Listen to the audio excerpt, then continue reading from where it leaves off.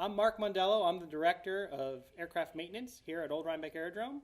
And behind me, we have our Albatros DVa, which we just finished our annual maintenance on and just had its first flight.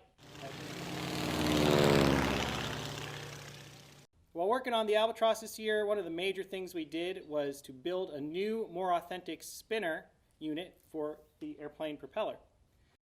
After the aluminum spinner and backing plate were made it here to Old Rhinebeck, we had to fit them to the propeller hub. This is a process where we take the hub and the backing plate, we align them, we make sure they're perfectly centered, and then we mark where we're going to be drilling holes. Then we go to the drill press. Here on the drill press you can see we use a unibit to drill out the holes where the propeller bolts are going to be going through the backing plate. The process of laying out the hub to the spinner is very delicate. Everything has to line up just perfect. Otherwise, the spinner will wobble and be unbalanced when the engine is running. That can cause vibrations, all sorts of issues. So you see, we measure once, twice, 3 times, make sure that our center hole is perfectly centered and the right size, and then that the mounting bolt holes around it are also all exactly the same and symmetrical. Once the holes are drilled, then we ream them out to the exact proper size, and we test by putting bolts through them, make sure that the fit is correct. They need to be big enough that the bolt will go through, but it also needs to be tight enough that there's no additional play that would allow the bolt to wobble at all. The propeller and spinner assembly has a lot of different parts. All of those parts have to be aligned perfectly to one another for the fit to be exact. There's a backing plate for the hub, there's the hub itself, there's the spinner backing plate, and then there's the propeller. And all of these things really only fit together correctly one way. So we use careful indexing to mark the direction of assembly, and at every stage of the process we bring all the components back together and test that they're still fitting correctly and that nothing has changed, we haven't made any mistakes, and nothing has moved. Once the backing plate was made and was matched nicely to the hub, then we had to cut out the holes for the propeller blades to pass through on the spinner.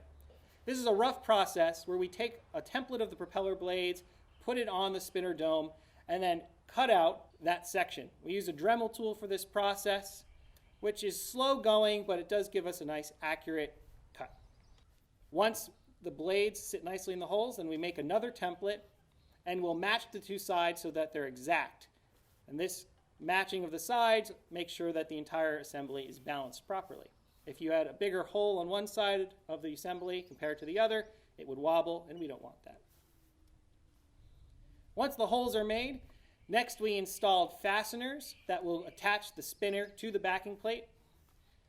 These fasteners are riveted on and will allow screws to be screwed into the assembly and hold everything tight without the need for having nuts on the back of it, which is handy for us maintenance people. If we want to take it off, all we need is a screwdriver rather than a screwdriver and a wrench. Once everything has been put together, tested, fitted, all the building is done, then we need to prepare the surface and paint it. The first thing we do is clean the surface very carefully.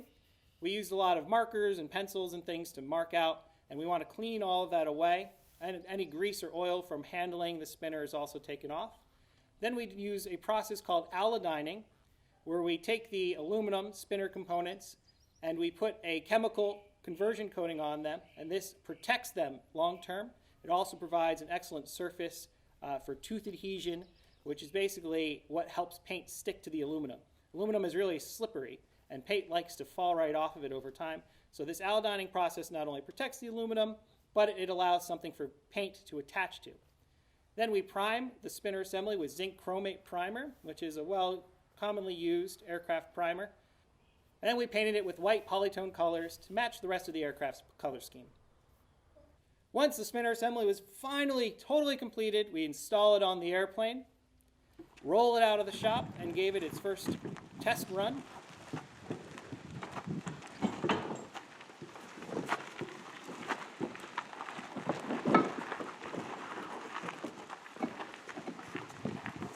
Switches say off.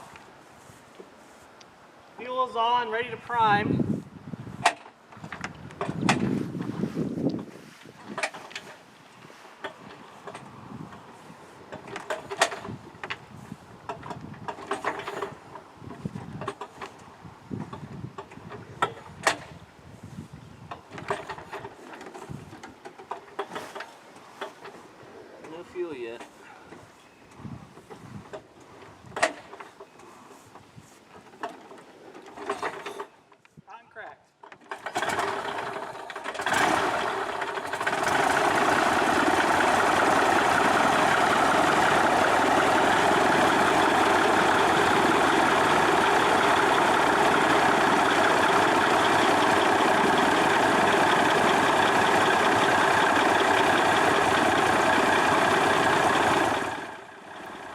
Albatros started up on the first blade. The engine ran perfectly. The propeller did its job excellently. Perfect run. We made our full power RPM without any issues. There was no vibrations, no out of balance. That's a sign that the propeller was good for the airframe and the engine combination, and the spinner assembly was nice and balanced like we were hoping.